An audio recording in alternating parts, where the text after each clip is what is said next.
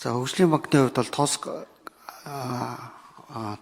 төрийн хэмжээний аж ахуйн ТОСК бол манай хөгжлийн банкны хамгийн том зээлдэгч байгаа. Өнөөдрийн байдлаар жилийн үйлдэл нь 250 гаруй тэрбум төгрөг байж байгаа. ТОСКтой холбоотой өмнө засгийн шийдвэр гаргаад төсөвдөр суулгах ёстой мөнгнүүд нь одоо хүртэл суухгүй.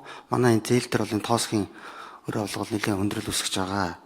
За мэдээж бид бол одоо энэ сая дутуу 16 оноос хойш дутуу өргөдөд байсан барилгуудыг засгийн газрын 81 дэх тогтоолын дагуу өөрийн баланс дээр шилжүүлж яваад нэмэлт одоо 60 гаруй тэрбум гээд одоо нийт дүнгээр бол 110 тэрбумын авлагатай болчиход байж байгаа.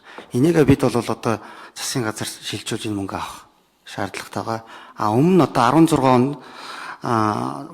16 оны 38 дээр тогтоолоор 38 169 дэх тогтоолоор өмнөх одоо 1289 айлын орон сууцыг мөн түрээсийн санд шилжүүлсэн.